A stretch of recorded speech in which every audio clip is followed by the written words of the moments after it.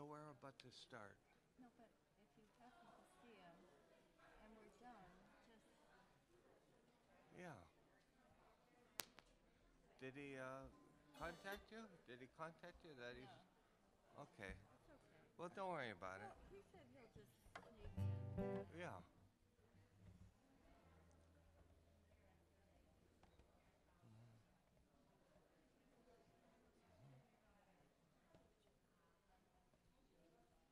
Hey, Gary. How are you? Long time. Long time.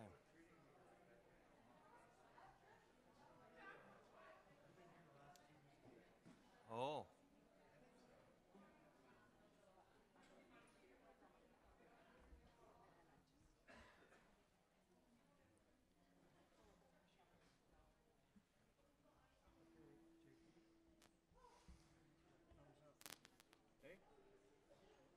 They're Oh, saying, okay.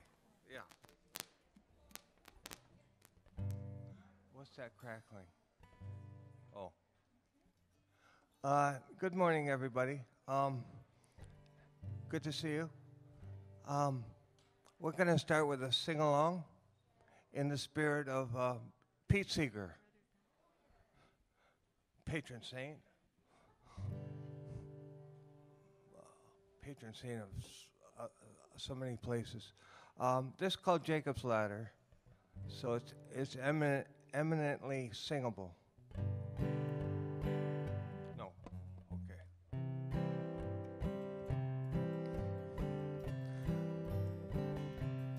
We are climbing Jacob's ladder. We are climbing Jacob's ladder. We are climbing Jacob's ladder. We are brothers, sisters all. Okay, you got that? We're gonna try it. Here we go. We are climbing Jacob's ladder. We are climbing Jacob's ladder. We are climbing Jacob's ladder. We are brothers, sisters all. Every rung goes higher and higher.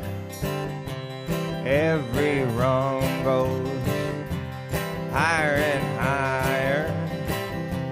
Every rung goes higher and higher. Every rung goes higher and higher. We are brothers, sisters all. Every new rung makes us stronger. Every new rung makes us stronger. Every new rung makes us stronger.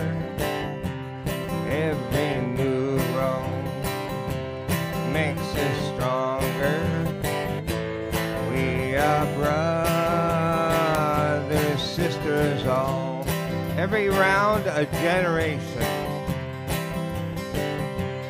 Every round a generation. Every round a generation.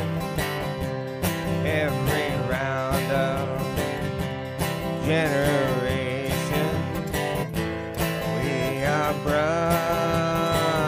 brothers, sisters all. We are climbing Jacob's ladder. We are climbing Jacob's ladder. We are climbing Jacob's ladder.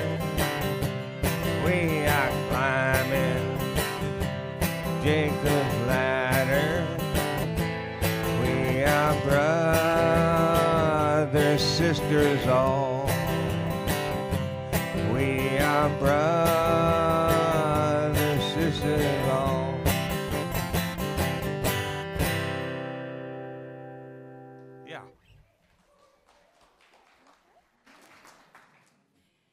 Thank you. We'll be hearing more from you guys later on. Good start. Okay, so I'm going to start with my interpretation of Reverend Jamie. Good morning. How did I do? Okay? All right, good.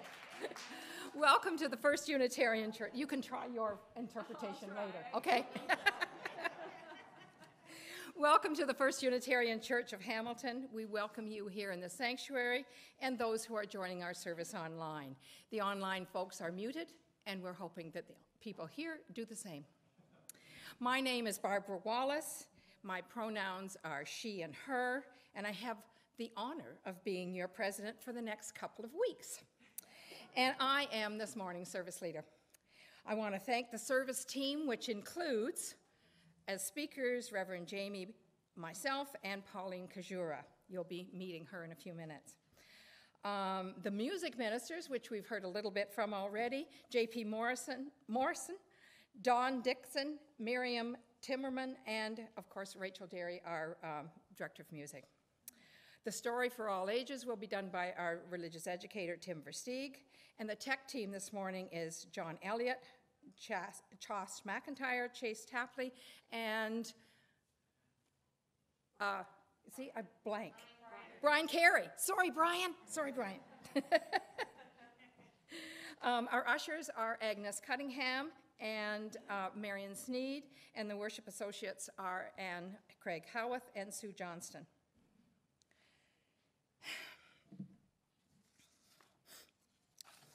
Whoever you love, whoever you are, whenever you are on your journey of faith or search for meaning, today you are one of us, and you are welcome in this house of worship.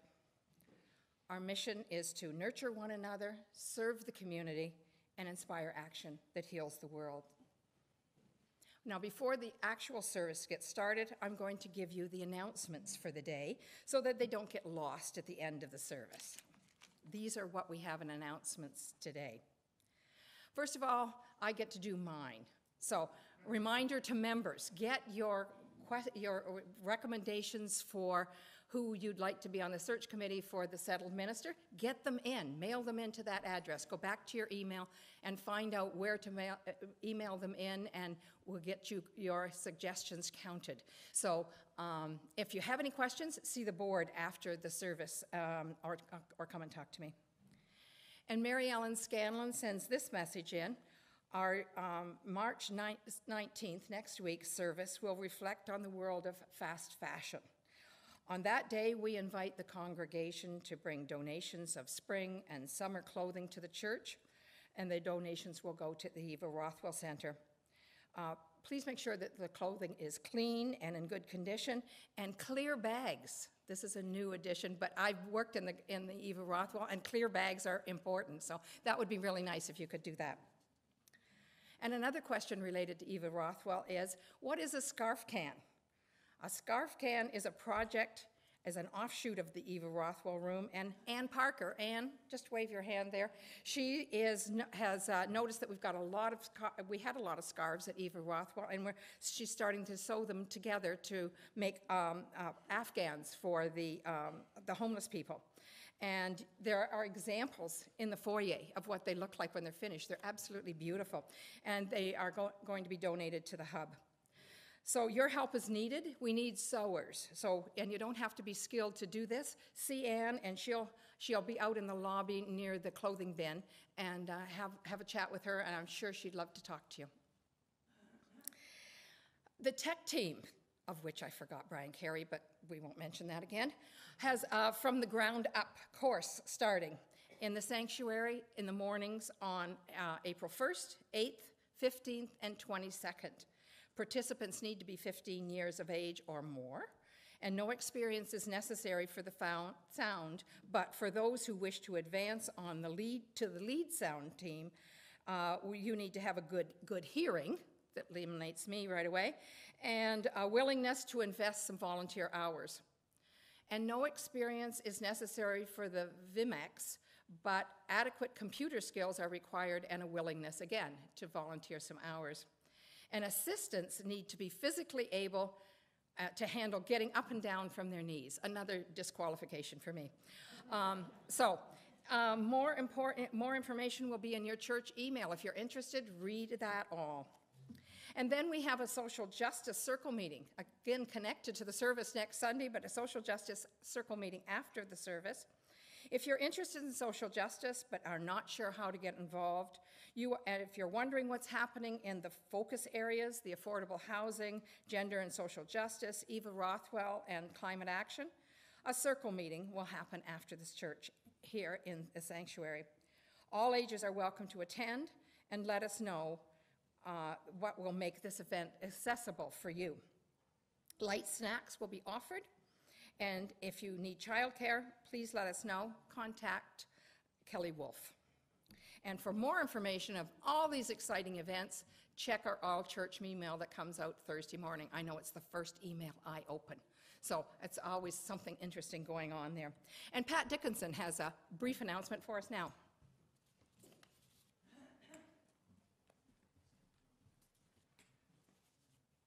Thanks, Barb. We checked to see if you could see me over the top of the podium, but I forgot you can't see my Blooms for Africa shirt because that's what I'm representing this morning, because we're delighted to invite the congregation to join us for an event that we are co-sponsoring with Grandmothers of Steel on Tuesday, April 4th at 6:30 at the Westdale Theater, featuring our own Gail Rappold as speaker, along with a representative from the local AIDS network. This is a free awareness-raising event, and it will feature Ethiopian food sampling, a movie entitled Nothing Without Us that focuses on the work of women around the world combating the HIV and AIDS pandemic. While we've all been preoccupied with COVID, HIV and AIDS continues to rage internationally, and it affects young women and girls disproportionately, especially in Africa. So please join us for this important evening. More information from any Blooms for Africa member, especially Joanne Deere, who will be out at the podium with some flyers after the service. Thank you.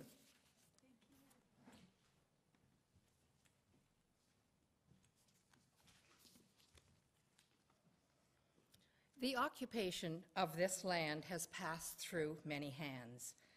We are only its temporary stewards. We acknowledge the ancestors who cared for this place and strive to protect it for future generations. I'm going to ask Pauline to come and light our chalices, and I want to read the covenant that is at the end of a book by Chief Robert Joseph called Namowayat. This is a memoir that he wrote, and he wrote this covenant that I think is quite appropriate for all of us. Reconciliation can be a spiritual covenant. Reconciliation has had the element of spiritual cooperation and commitment so that it's binding and that it evokes the best in all of us.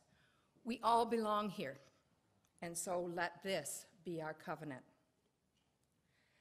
Let us call in our highest selves, our human consciousness, in wanting something bigger and better for all of us. Let us remember that in spite of what we have done to ourselves, we belong and are loved. Let us always know that love is the foundation of everything, for the universe, for the world around us, for family, and for self. Let us call in the spirits of witness and hear each other's stories of pain, of joy, and hope. Let us take on a responsibility to each other and let our every action be in the highest interest of the collective. Let us create the magic of the universe for our children and welcome each child into the fold with constant and abiding love. Let us align our people together, even for a second, or a moment, or an hour, or a day, and connect our energies, our hearts, our minds, our souls. Let us, every faith, every color, every creed, recognize our common humanity. Let us accept the truth that we are all one. And please join me in saying our unison affirmation words. May this flame be our light of friendship and love. Can I just briefly, this was found in the foyer, I forgot about that. If anybody has this, come and see me after. Oh, do you think it's yours, Renata?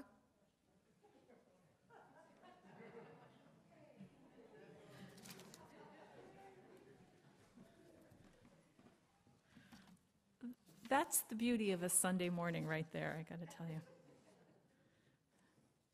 You know what I'm gonna say, so let's do it together. Good morning. Welcome to the First Unitarian Church of Hamilton. My name is Reverend Jamie Boyce. My pronouns are she, her, and I have the great privilege of serving this congregation as its interim minister. In that role, I journey with the congregation through a process of reflection and preparation for calling their next settled minister. When I first arrived, the congregation was preparing to vote on the 8th principle, to covenant to affirm and promote individual and communal action that accountably dismantles racism and systemic barriers to full inclusion in ourselves and our institutions. We voted nearly unanimously to affirm this. And it was clear that during this interim ministry, we would be centering the question of how are we going to do this?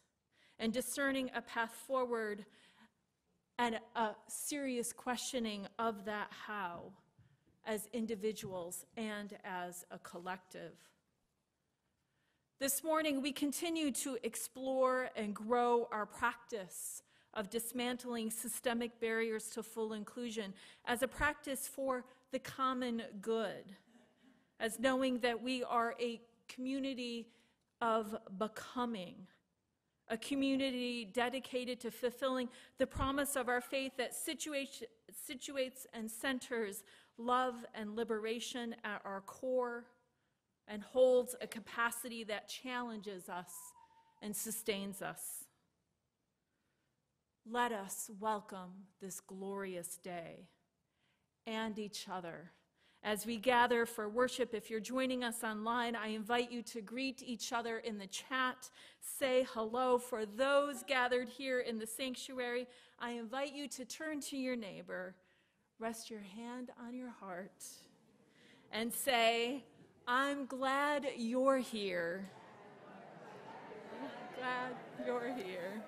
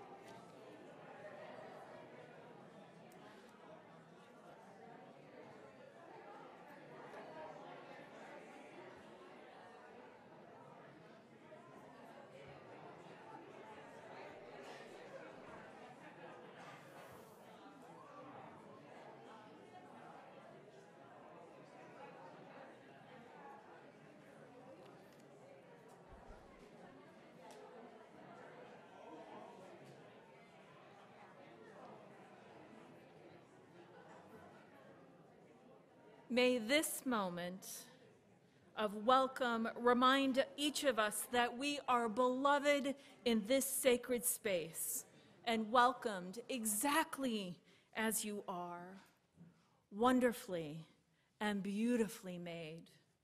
Let us sing our first song, number 1029 in the Teal hymnal. Please rise as you are called. The words will also appear behind me.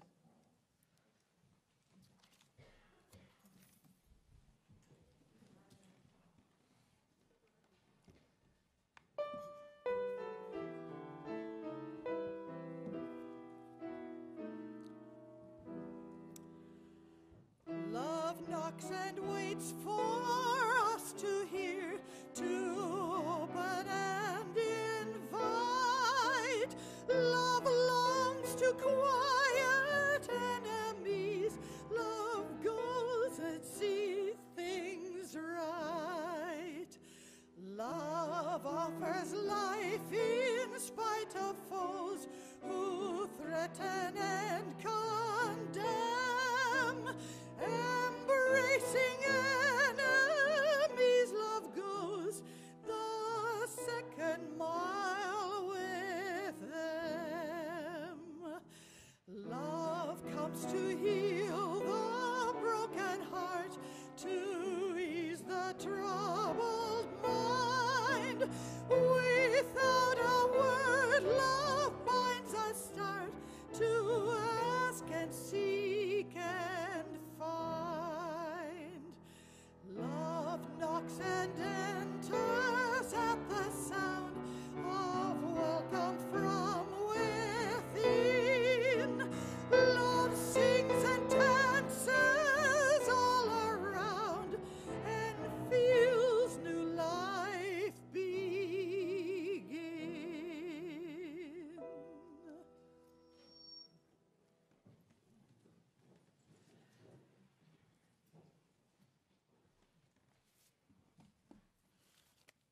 Good morning.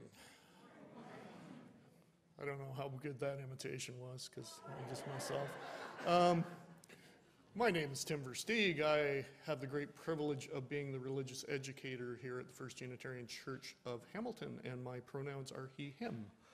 Our story for all ages this morning is called Our Table by Peter H. Reynolds. It's one we've read before, but one which I think is worth reading again.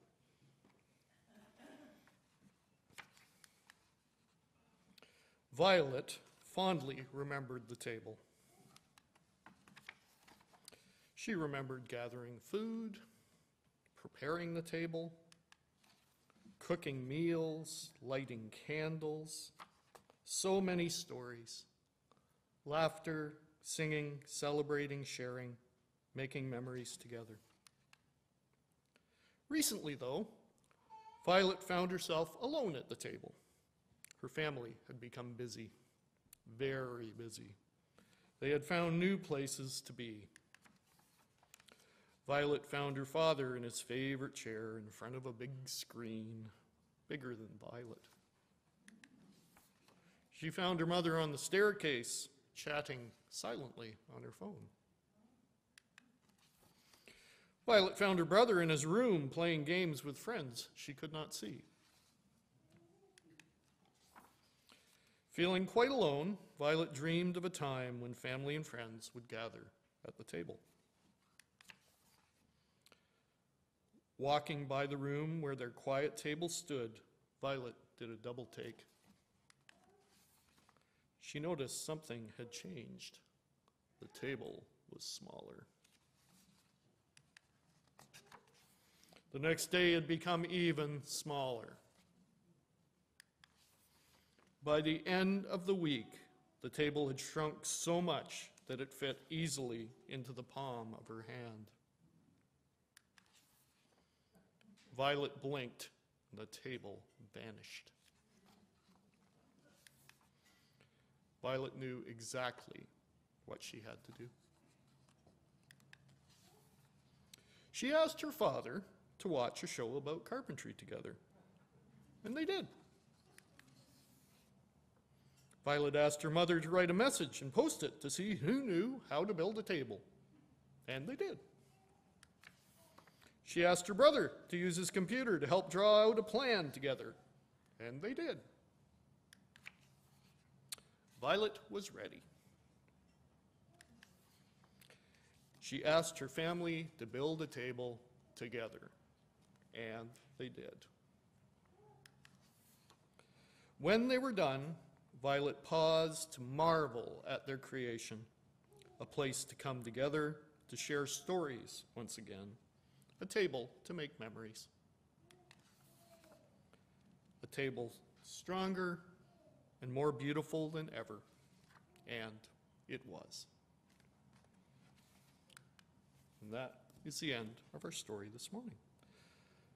If Lila would grab the children's chalice for me, and Audrey Johnman and I will be hosting our kids for some games today at the start of their March break from school in the back, and we will head back there now.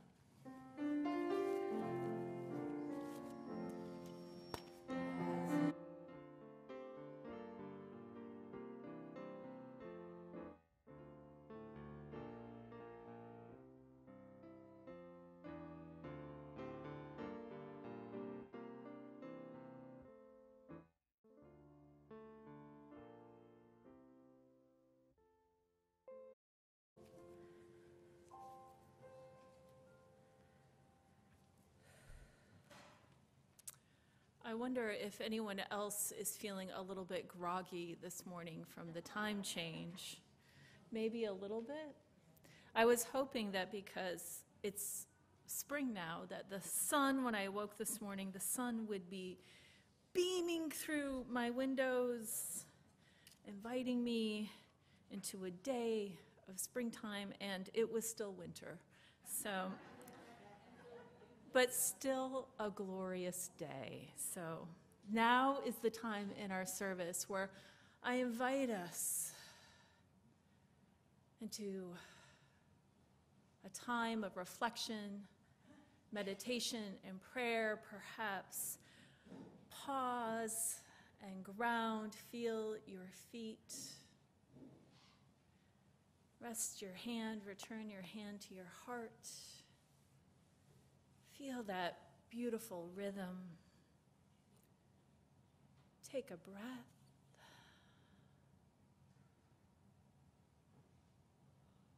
Our words for meditation this morning are from Reverend Teresa Inez Soto. They write, "I need you to know that there is nothing wrong with you. If you find the world congealed and unwieldy, you were never meant to serve money or give loyalty to unprincipled power, to spend your joy frantically soothing yourself in order to tend wounds of being constantly dehumanized. I need you to know that your sense of injury and anger is not overdeveloped. You are meant for love and beauty. You belong where you are known, where your future is not just a resource, but a promise, which you begging to fulfill by being unmistakably yourself."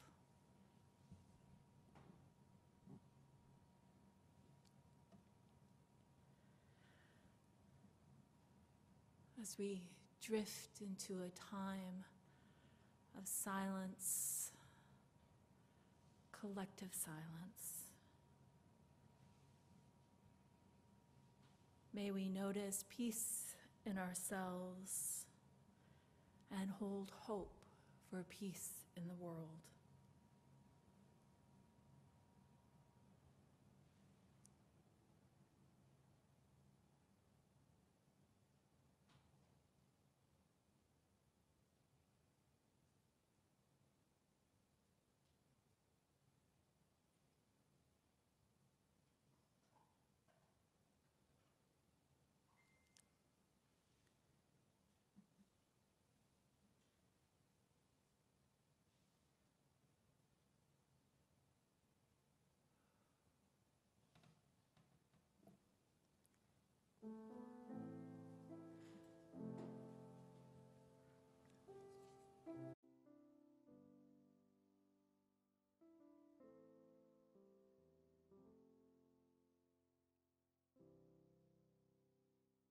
I invite you, as you are called, to light a candle of community. Each tender flame lit among us holds a prayer, a wish, a sadness, a regret, or a grief. They are our joys and sorrows,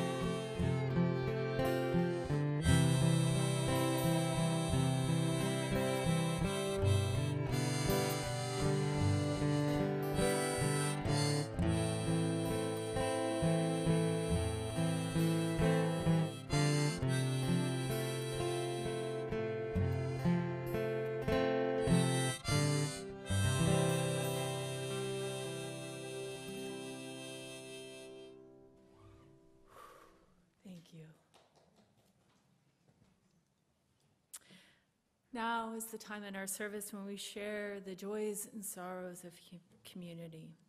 If you have a joy or sorrow to share on a Sunday morning, you can stop by the table in our sanctuary with the red glowing light luring you towards it. Or you can send me an email. Or if you're joining us online, you can go to our website and click on the Joys and Sorrows button, and it will send your joy or sorrow directly to us for Sunday morning. I have a sorrow to share to start with, and it was in the news last weekend, and I missed it. And when I left church on Sunday and I checked the news, my heart was saddened to learn of the death of disability rights activist Judith Heumann. She died last week at the age of 75. She was a fierce advocate for people with disabilities, changing the world with her activism. The 2020 movie Crip Camp, A Disability Revolution documented the stories of people who attended Camp Jened in the 1970s, which fomented the disability rights movement and the lives of disabled people, including Judy Heumann. The Guardian wrote earlier this week in memory of Judith that she was that she wanted to see feisty disabled people change the world. Back in 2021, she told PBS NewsHour that decades after the height of her activism, she had seen the country, the US, shift towards recognizing the need to address race, gender equity, and disability issues at that intersection. Judith also said, disability only becomes a tragedy when society fails to provide the things we need to live our lives, job opportunities or barrier-free buildings, for example. And she once said, "It is not a tragedy to me that I'm living in a wheelchair." And she invited the world to notice that statement.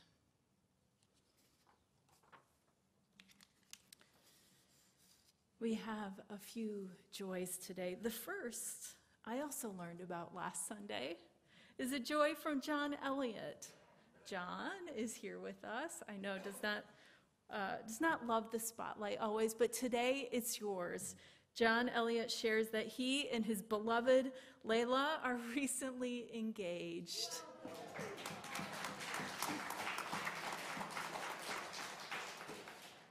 John, we're so happy for you. Congratulations. We're happy for both you and Layla. It's a happy thing. And we know that we'll have an opportunity to celebrate more good news as it comes. Joanne Tunnicliffe shares this morning, "Take heart, dear friends." A song sparrow sang out this morning, a sure sign of spring. Joanne, thank you. I feel like that was just for me.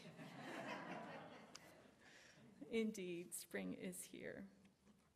We hold all these joys and sorrows in our world, in our community, in our hearts, and in this sacred place this morning. We know that when the time is right, those joys and sorrows will be named and surfaced here so that we can surround each other in care.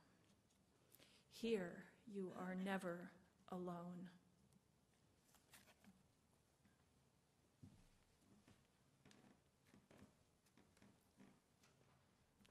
Jamie read to you this morning the eighth principle that we adopted last year. It's written in the foyer there if you didn't get every word of it and you want to have another look at it. But together, after we pass that, and even before we pass that, we've stepped into this world of several initiatives. And we have had discussions, we've had trips, we're in the middle of one book club right now talking about this. And last week we had an amazing workshop with Dr. Paula Cole-Jones helping us to embrace transformative practices to build community.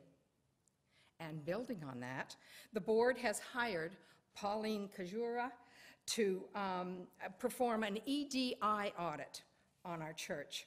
EDI stands for Equity, Diversity, and Inclusion. And she will be looking to help us strengthen our anti-oppression work to ensure inclusive practice and to identify and reduce barriers to the full participation of people of color, people of diverse backgrounds and ancestries, places of origins, ethnicity, longevity in Hamilton or in Canada, people from the 2S LGBTQI+ communities, and people with disabilities. And specifically, we've hired her to review our bylaws and provide recommendations with regard to inclusive language, review our organizational chart, policies, procedures, and other relative documents with an eye to unconscious bias and to promote recommendations for inclusive language, to develop and administer a survey to the congregation and membership to determine the comfort level and the engagement with the church's anti-racism work and assess areas and needs for improvement.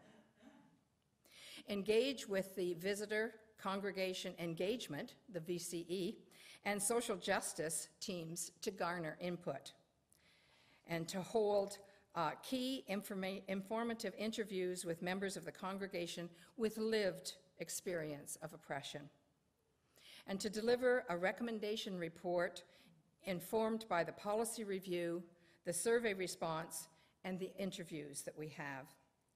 She hopes to have her conclusions to us by the summertime. More details about this will be in your all-church email this coming week, and there are members of the board here. Would you hold your hands up if you're a member of the board? See some of these people afterwards if you have questions. And as I said, this will be kind of rolling out as we can manage it to happen, and we hope that you'll be participating to the best of your ability. But I'm going to ask Pauline to come up and talk to us a bit, but I'd like to give you a bit of her background as she makes her way up here. She has a length of experience, lots of experience, promoting racial and social equity in communications and in communities and in the workplace. Right now, she's the co-director and facilitator of Intersecting, an anti-racism and anti-oppression. She provides education training and strategy development as they work towards other groups and us work towards our EDI. Previously, she's been a manager of the community initiatives for the city. She's been the executive director of Information Hamilton, the financial coordinator of SASHA, which is Sexual Assault Center for Hamilton, and currently she's a board member of Theatre Aquarius and has been on the board for the Hamilton Center for Civic Inclusion, an immigrant working center, and the YWCA in Hamilton. Please welcome Pauline.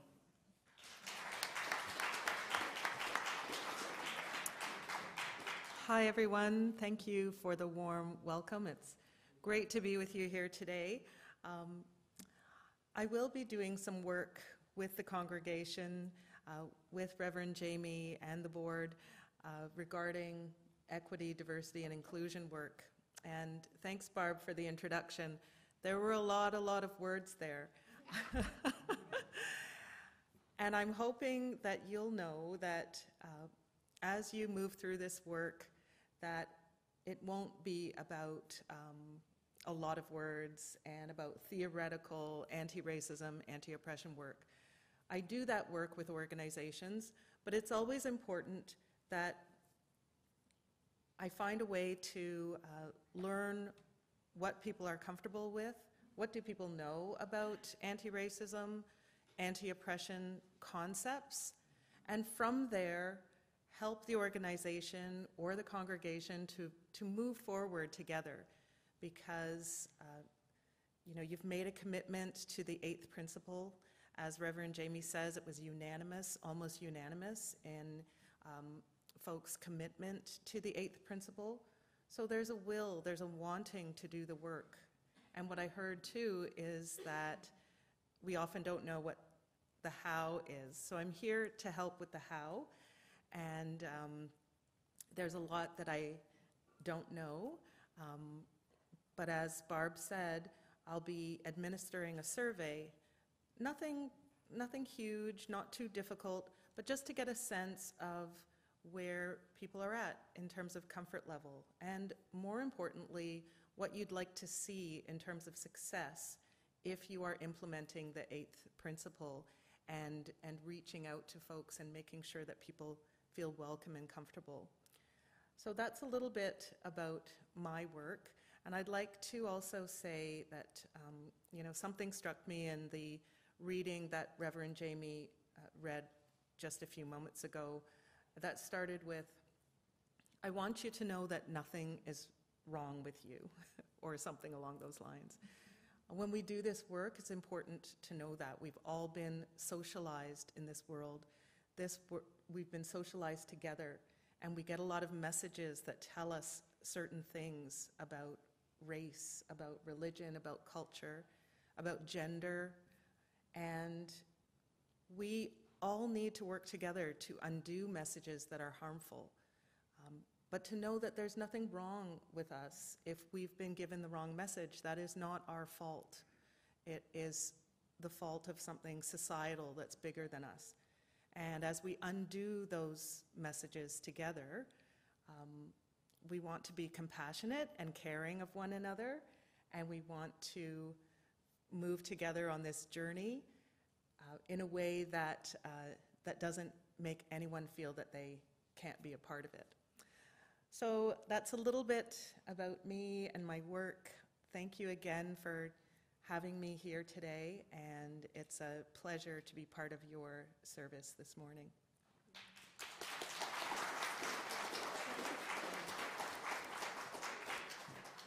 Thank you, Pauline. Yes, I spent a lot of the words, but Pauline gave us the heart, I think. In the Free Faith tradition, we are the support and the resources of this congregation.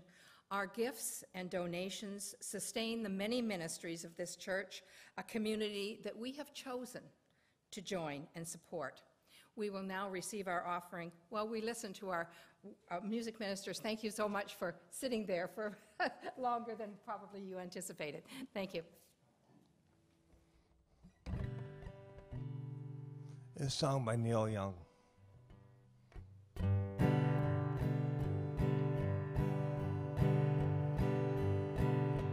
Comes a time when you're drifting, comes a time when you settle down, comes a line, feeling lifting, lift that baby right up off the ground. Oh, this whole world keeps spinning round. It's a wonder tall trees ain't laying down. Comes a time,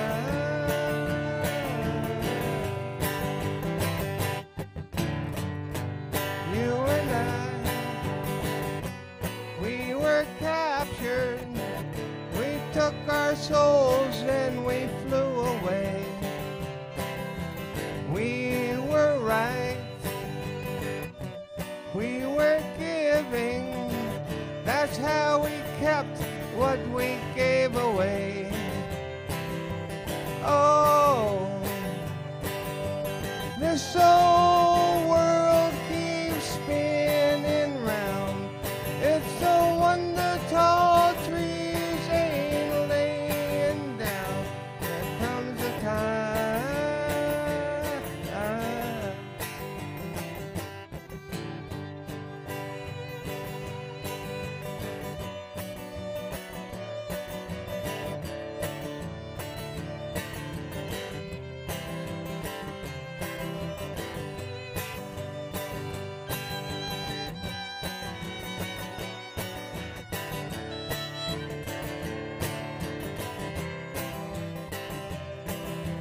Oh, this whole world keeps spinning round. It's a wonder tall trees ain't laying down. There comes a time. There comes a time. There comes a time. Comes a time, there comes a time.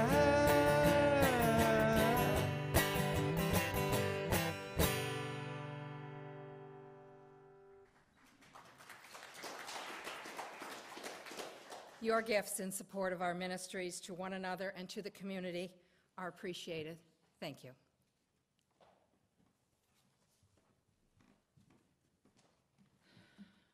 So you know by now how much I love the stories of church and church stories. And this morning I learned a good story. Don Dixon is here, and Don Dixon was a crafter of our music chalice, right? And I love, because we can forget the stories of the wonderful things we honor in our sanctuary. So it's lovely to meet you and make that connection. So today, I also have some images to go with my sermon. It's a homily. There we go. So on Friday morning, I got up and I was a little surprised because this is what I saw when I looked out my window. And it's not working, so there, that's what I saw.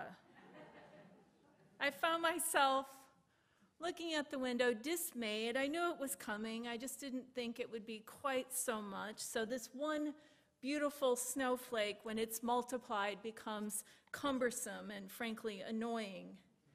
And I ended up looking more like this.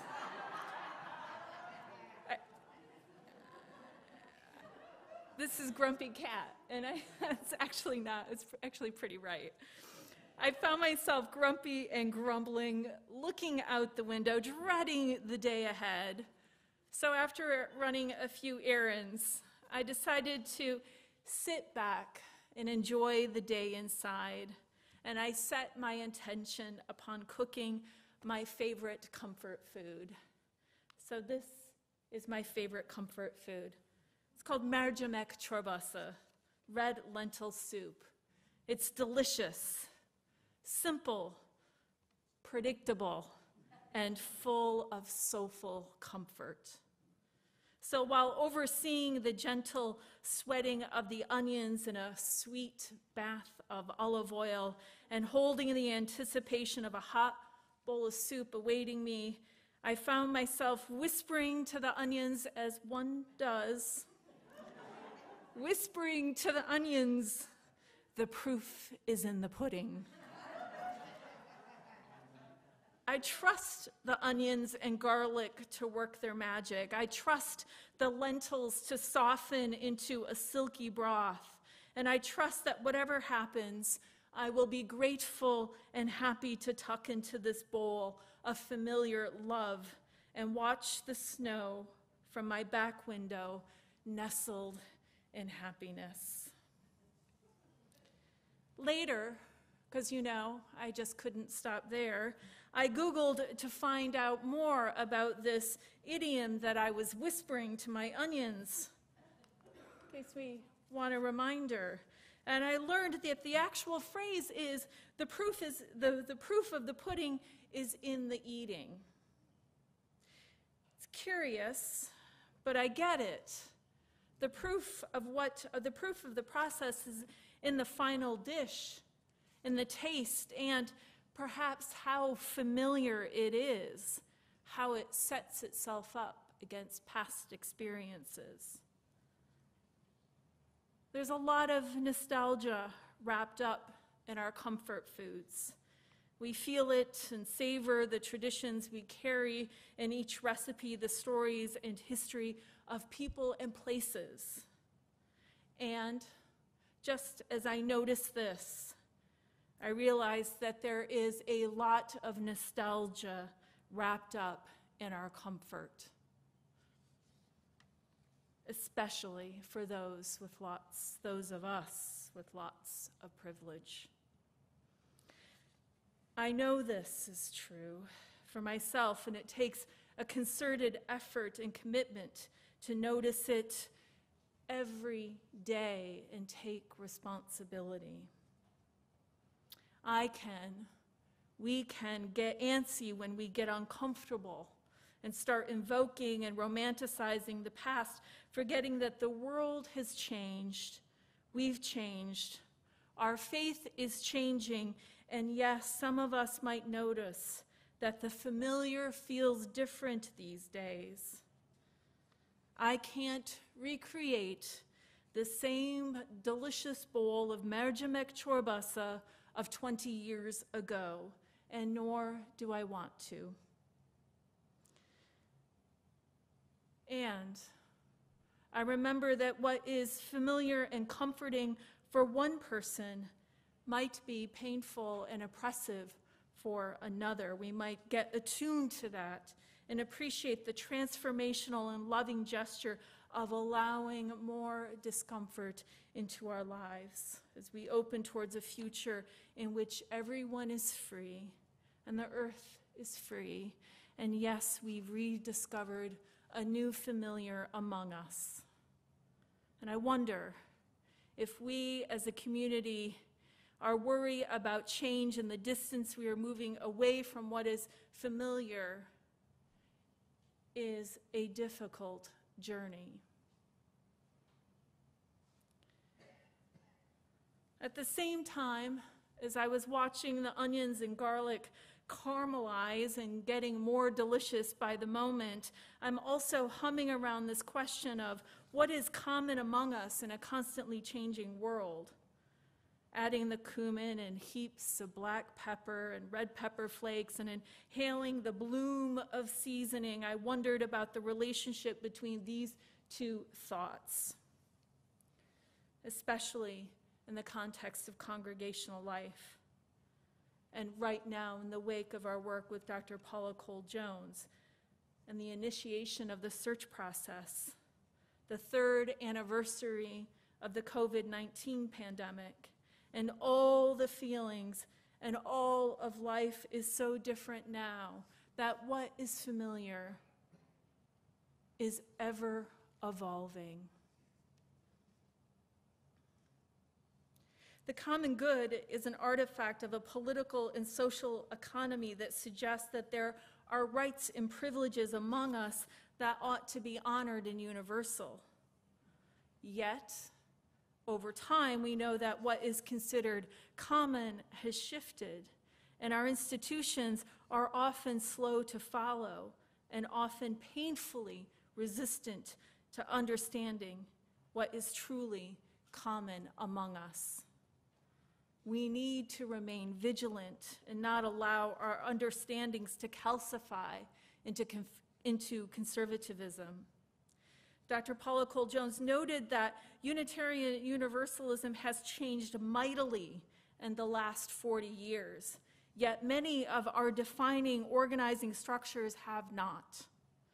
I think the same thing can be said about our individual congregations. We are at a threshold of welcoming the insights that invite organizational change aligned with who we are now, who we want to become.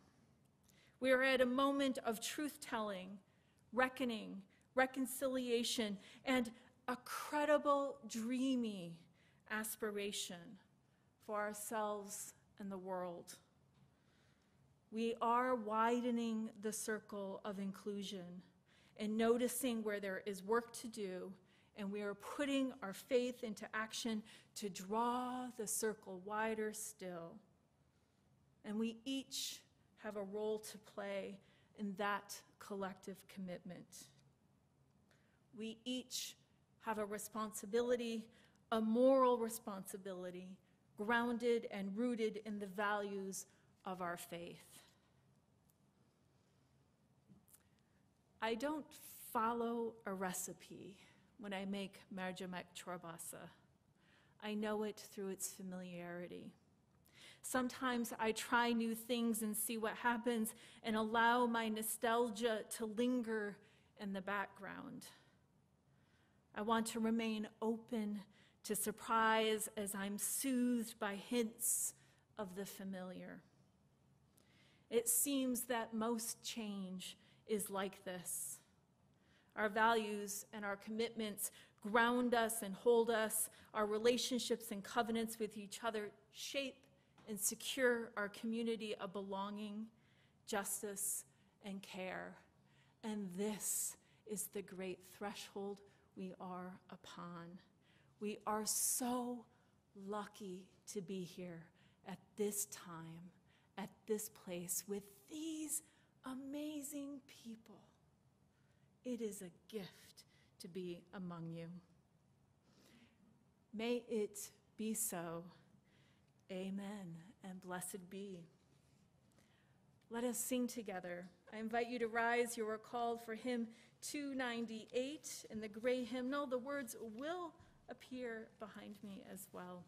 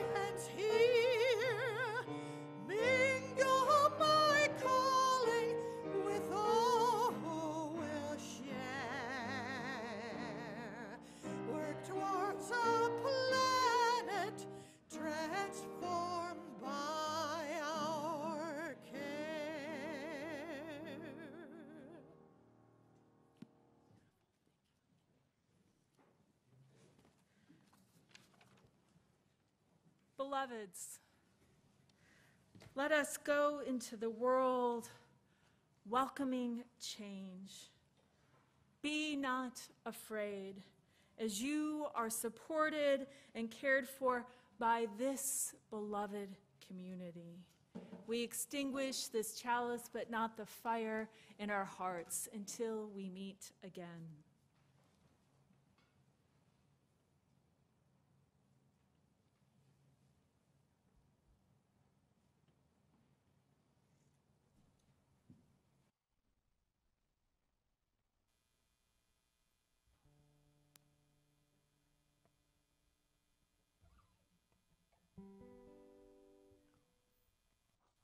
This is a song by Bob Dylan. Before that, shout out to the terrific sound crew. Sensational as always. And this song has sort of a sing-along chorus. I see my light come shining from the west down to the east. Any day now, I shall be released.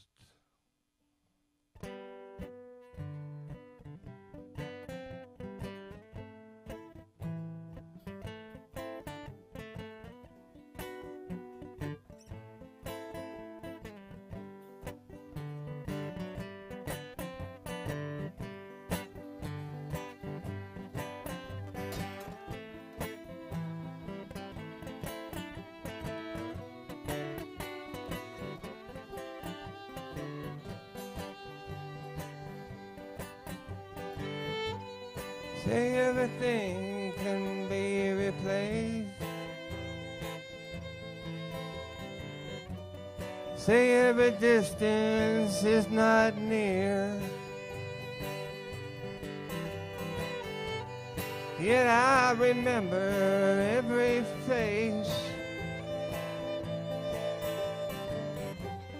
every man who put me here.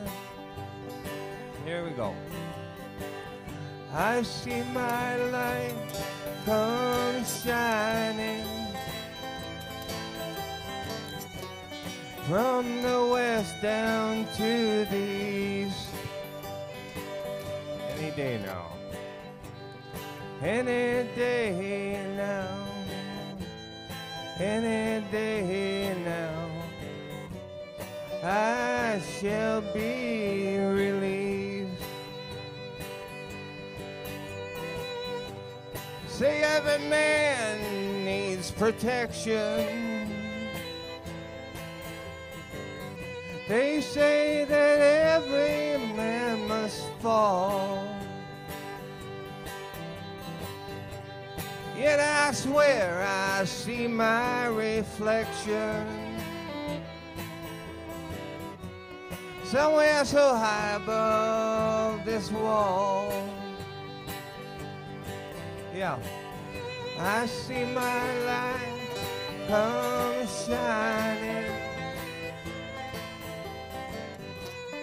from the west down to the east. Any day now, any day now, I shall be released.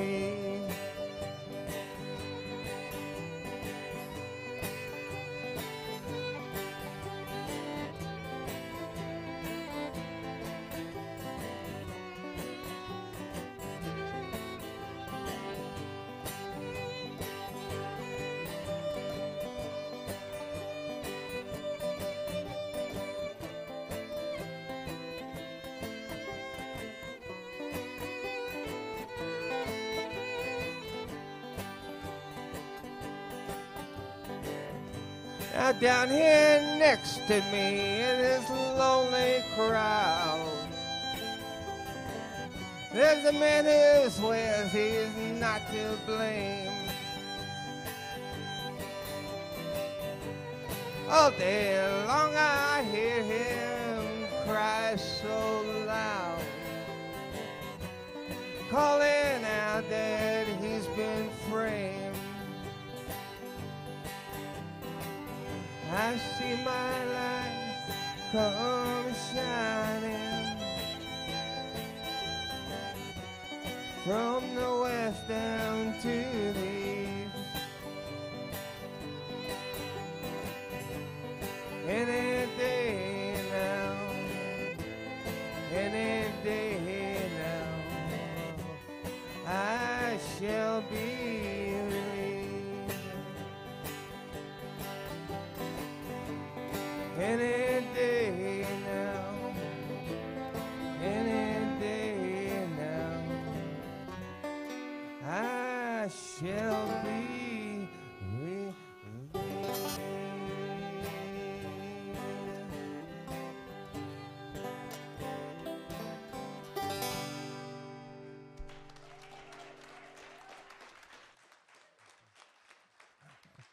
Don Dixon and Miriam Timmermans.